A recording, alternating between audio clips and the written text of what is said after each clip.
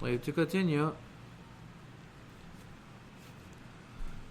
in تذكرة السامع والمتكلم of Ibn Jamaah rahimahullah ta'ala, we're talking about the manners of the Shaykh with his students. We've reached point number 11. And the point number 11 he mentions, the author mentions rahimahullah, is that he does not show the students or he does not give preference to some of the students above others. He does not give preference to some of the students above others in regards to loving them, showing them concern, whilst they are equal in different characteristics they may have, such as they're equal in age, or equal in virtue, or equal in attaining knowledge, or equal in religious duties. For that may make the person turn away, or his heart turn away. But if some of them are attaining more, or they attain more knowledge, or they strive more, then in this case, or they have better manners, or they are more noble, then he should clarify to them the reason why he's given them preference. The reason why he's given the certain student preference over the others, due to him having these manners or this knowledge. For that will encourage the rest of them to also attain that reason for why he has given preference. Similarly, he should not put forth anyone when it is his turn above others. Meaning, when you go to the scholars, you read to them. So the students, they have turns to read to the scholar. If it is someone's turn, someone else should not be put forth. Whoever's turn it is should be given the right to their turn. Or you should not delay the turn of one of them, except if you see in that a benefit, or if the person or the individual permits you to give his turn up. Then in that case, there's no problem. Also, you should be kind to those who are compassionate to those who attend, and to mention those who are absent with good, and praise them. And also, you should use their names and their lineages and their places of where they're from. Also, the condition, also make dua for them. Also, you should make dua for them. Now, these points by the author, rahimahullah, in reality, the scholars, when they discuss this point, from them Shaykh Salih al-Usaymi and Shaykh Abdul Hamid al-Hajuri and other than them, when they discuss this point, they say that the students are like the children of the teacher. The students are like the children of the teacher. And the Prophet ﷺ, when discussing the children, he said, "I'dilu bayna awladikum." Be just between your children. So from this they get that the teacher should also be just with his students. He should not give one preference over the other if their characteristics are the same. They're the same age, they're the same nobility, they're the same in regards to their knowledge and their striving. Then one should not be given preference. But if there's someone that is higher, example, one of the students memorized 40 hadith, another student memorized 40 Umdat al-Ahkam and more, and he's striving harder, there's no problem with giving him preference in regards to showing him more i'tina, meaning showing him more concern, because perhaps this may be a student that will reach a high status. And in reality, this is what justice is, because justice in Islam does not mean equality. And this is a point that Shaykh al-Uthaymin mentioned often, and other scholars they mentioned, that in Islam we don't have something called equality. We have something called justice. Everyone is given their due right. Everyone is given their due right. If this student is better than that one, he's given his due right for showing concern to. If this student is lazy, then he is given concern to the accordance to what his capability is. But there is no such thing as equality. Example, the man in Islam, لَيْسَ الذَّكَرُ كَالْأُنْثَى, it does not mean all men are better than women, but the man itself is better than لَيْسَ الذَّكَرُ كَالْأُنْثَى. Similarly, there's others that are higher in regards to we go back to justice, that this one has his due right. Everyone gets their due right. In Islam, there's no such thing as equality, where everyone is equal and such as this. So if someone has better attributes or more strong in regards to knowledge, then in that case he's given preference. He's given preference. Similarly, regarding that point of justice and equality, Shaykh al-Uthaymin mentions this often, that it does not mean that, as you mentioned the example of the woman, that a woman can be better than a man. There could be women that are better than 1,000,000 men due to her piety and the characteristics that she may have. And there might be 1,000,000 men that are lower than a woman. In this case, justice shows us that the woman is better. If we were to say equality, those 100 million people, men, they're doing alcohol and other stuff, and then there's a woman that's pious. If we talk equality and we're saying they're equal, no, they're not equal. So justice shows us that if there's a woman, example, she is pious and she is righteous and she has all these characteristics of good with her, and there's 100 million men that have nothing to do in life, all they do is smoke, drink, and whatever, and they're not Muslim and whatnot, she is still better than those 100 million men. This was justice calls us to. So there's no such thing as equality. Whether it's a man or woman, they are given their due right in regards to the deen of Islam. So in this case, where the student is more better than the others, he is given his due right. He's given the stronger student is given more right in regards to showing him concern than the one who may be lazy. Then the author mentions the point number 11, that he pays concern to the condition of the students in regards to their manners and their guidance and their manners, inner and outer manners. The one from amongst them who does something that which is not permissible, from that which is haram or makruh, or that which leads to corruption of his condition, or leaving off seeking knowledge, or having bad manners in regards to the shaykh, or other than it, or he speaks a lot with that which has no benefit, or he is eager upon speaking much, or he mixes with those who is not permissible to mix with, such as the innovators, or those who are evildoers, or those who have oppositions. Then he says, from that which will come from mention, in regards to the manners of the student, then the shaykh should, in this case, prohibit the affair. He should prohibit the affair. If he could do so by just indicating it, he does so. Example, he sees from a student that he is doing something which is haram, so he gives a lecture on that topic to indicate to the student this affair is haram. If he is able to understand from that, then he suffices with that. If not, he speaks to him in private and tries to explain to him in private. But perhaps the indication reaches more than the ibarah. The indication has more of an effect than the ibarah, the statement. So if the teacher sees from his student that which is not right, then he should prohibit him from that. If he can do so by just indicating to that and the student stops, alhamdulillah. But if the student does not stop by indication and he warns him and he speaks to him in silent, if he does not stop then in that case he can speak about him openly. He can speak about him openly. And if he reaches a situation where he fears that other students or other of his companions will become corrupt, he can even kick him out the markaz. He can kick him out the place where they're studying knowledge and kick him out. Now this point of kicking out, some people may say this is extreme. You can't kick out students of knowledge and as such. But as Shaykh Abdul Hamid mentioned that, example, university. You go to university, whether it's a Muslim or Kafir university, and you do certain things that are not permissible in the university, what do? They ban you. They kick you out. And then what happens even worse, you're banned from every university, maybe in the whole country. Right? That's how it is. You might be banned from every university in the whole country. So how about a markaz? A sheikh has students and you're corrupting their students. He cannot kick you out. He has a right, if you're not going to listen and obey and not listen and follow the rules, he has a right to kick you out. And this is a point, as mentioned, when it comes to the affair of some of the brothers, hadahumullah, when discuss some of the da'wah in Yemen, they say, but Shaykh Yahya kicks out the students. Yes, he kicks out some students that were causing corruption. If Ibn Jamaah hundreds of years ago is discussing kicking out the student because he has bad manners and fasad al-hal, then what about nowadays? So it shows that this is in the books of manners is mentioned that you can kick a student out for bad manners. Some of them from Shaykh Salih Hussein mentioned that he was kicked out the majlis for something that had to do with his book. He told him, if you cannot have manners in my class, then do not come back.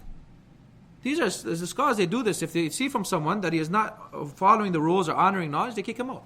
There's no problem with that if it leads to that. And then he says, you should also teach the students that amongst themselves, they should be from those who spread the salams and speak well to each other and love each other and aid each other upon good and piety. And also aid each other upon knowledge that they are trying to gain. So he says, وَبِالْجُمْلَةِ, in summary, the same way he teaches them the goodness in regards to their religion of dealing with Allah subhanahu wa ta'ala, they also teach them the goodness in how to deal with the people. Their dunya, goodness in their dunya and how to deal with the people. So this is important, that a student, if he has issues that he is not going to fix, the teacher has a right to rebuke him. And if he is not going to listen to the rebuke, then he has the right to kick him out of the class so that the rest of the students are not harmed by his ill manners or by his beliefs or whatever it may be that he has. Then he says point number 13, that he strives in regards to the affairs of the student and also to bring their hearts together and aid them with that which is easy for him by way of status or wealth, if he is able to do so, and he does not fear upon his religion. and also he does not have necessity for that which he is giving them. Now, what he means by does not fear for his religion, you find many times that someone does something, in the beginning of it, his intention is sincerely for Allah's sake. Example, he compiles some money for someone, some country, sincerely for Allah's sake. But later on, slowly, when he sees the amount of money coming in, or affairs that occur in that case, what happens? His intention changes to the dunya. So if you fear for yourself that you helping these students, or the student in these cases, all this money coming in, and you're giving it to them, and slowly it's going to change your intention, in that case, you stop that. And from that, what Shaykh al-Hamidi mentioned, may Allah preserve him, and this is something which is known from him, and some of the Mashaykh in Yemen, he mentioned that when the money comes from people, we give it straight to you. We don't have anything saved from the money that comes from outside. If you're in a situation like this, then alhamdulillah. But if your situation is other than that, you're going to save some money and put it aside, and slowly shaitan plays with you, then in that case, you stay far away from this affair. Because money can take a person's intention and corrupt it. He says, فَإِنَّ اللَّهَ, for Allah is in the aid of his slave so longer the slave is aiding his brother. And whoever is taking care of the affairs of his brother, then Allah will take care of his affairs. And the one whoever makes easy upon the one who's going through hardship, Allah will make easy for him his hisab, his accountability on the Day of Judgment. And especially since helping the student of knowledge is the most greatest of seeking nearness to Allah subhanahu wa ta'ala. And he said if some of the students are absent, or those who attend the class often, they are absent, then you should ask about their condition and their situation, and what is occurring with them. If you're not able to be informed of anything which is occurring to them, then you send someone to them. Or you intend to go to their house by yourself to visit him. And this is better. And this is something which is praiseworthy. Imagine a student, he's going through hard times, and something maybe putting off from gaining knowledge. And you go to his house, you're the teacher, and you go to his house, and you bring him happiness, and he finds that love from you. That love will stick in his heart. And he may come to every class from that day on, showing that the teacher has concern for him. For him. And then he says if he is sick, he visits him. And if he's going to distress, he makes it easy for him. And if he's a traveler, he takes care of his family, or that which is attached to him. And he asks about his family. And he takes care of their affairs. And he connects their ties whenever he's able to. If they are in need of something, he helps them. And if there's nothing from that, they don't need any help or any type of aid, then he shows them love and compassion, and he makes dua for them. And then he says, know that the student who is righteous, the return of the student who is righteous upon the scholar in regards to the goodness of this dunya and the hereafter is greater than the people's return for him, and even the close of his family members. For that reason, the scholars in the past, and nasihun, the sincere ones for Allah's sake and his religion, they used to spread out the net of striving to catch by it the student knowledge which will benefit the people in his life and after he passes away. He says if a teacher only has one student by which the people can benefit from his knowledge and his actions and his guidance and his direction, then that is sufficient for him as a student in the sight of Allah. And this is an important point nowadays, because nowadays you find that many of these organizations or these teachers, their intent merely is to gain a big gathering. And this big gathering, you might find that the students, they're not serious. And I mention this because I'll mention a story. One day, one of my family members, they went to one of these gatherings. This huge gathering, maybe thousands of people they attended. And I asked them, what did you benefit? He said, wallahi, it wasn't one ear not the other. Just because the people are gathering, I went to gather. If this is the kind of students you are gathering, then in reality it's not going to benefit you much. But if you have one student who will benefit from your knowledge and benefit and strive, and then spread that knowledge after you pass away, that is sadaqatul jari, as the author will explain, for you after you pass away. Imagine Shaykh Mukbir rahimahullah, he passed away, and after him was Shaykh Yahya, and all the other mashaykh that he taught, and they're spreading da'wah throughout all of Yemen. Similarly, Shaykh Al-Albani, he had students. Shaykh bin Baz, they had students. Shaykh Al-Uthaymin, they had students. Shaykh Abdul Musa Abbad, they have students. That knowledge that they're spreading, the reward is going to whom as well? The one who taught them that knowledge. So intent is not to have thousands of students that don't benefit from you, but to have even one student that benefits from you and understands the knowledge that you're teaching him, and he spreads it and he guides by it many people. That is what is beneficial. That is what is beneficial. So for that reason, some of the scholars used to say back in the day, or in the past, if more than 3 people sat with them, they would get up and leave. One, because they feared for their intention. They feared for intention. It wasn't from their manners that they wanted big gatherings. It wasn't from their way, big gatherings and having many students. Their way was, so long as they could benefit a few number of people, and that benefit reaches to others by way of them, that is sufficient for them. He says, فَإِنَّهُ لَا يَتَّصِلْ شَيْءٍ مِنْ عِلْمِهِ. None of his knowledge will reach to anyone. None of his knowledge will reach to anyone from amongst them, except that you have part of the reward. As comes in the hadith of Sahih from the Prophet ﷺ, that when the slave dies, all of his acts are cut off except 3. What are the 3? Ilmun nafi and tafa' bi, knowledge which is beneficial, you benefit from, and sadaqatun jari, and the righteous child that makes dua for you after you pass away. So he says that I say, Ibn Jamaah says I say, if you look at this hadith, you'll find these 3 meanings mentioned in regards to, or they're present in regards to the teacher of good. As for sadaqatul jariyah, then him teaching them knowledge and benefiting them. Do you not see that the Prophet ﷺ, when he said regarding the one who prays alone, مَنْ يَتَصَدَّقْ عَلَى هَذَا, who will give sadaqah to this one praying alone? Meaning by praying with him, so that he may attain the virtue of Jamaah. And the teacher who teaches knowledge, يَحْصُلْ لِلطَّالِبْ فَضِيلَةُ الْعِلْمِ, he will occur by way of it the virtue of knowledge, which is more virtuous than Salatul Jama'ah.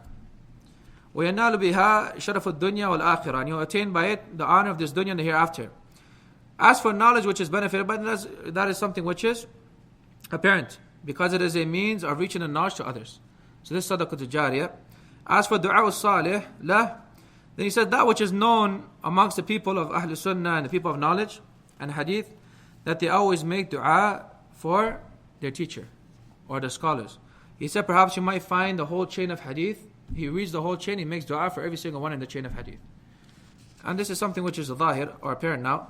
If you go to any book and you see Shaykh bin Baz, you say rahimahullah. You see Shaykh al-Islam Taymiyyah, you say rahimahullah. You see Shaykh Al-Albani or any Shaykh of Ahlul Sunnah from the past and later on, you make dua for them. And this dua is a reward for them.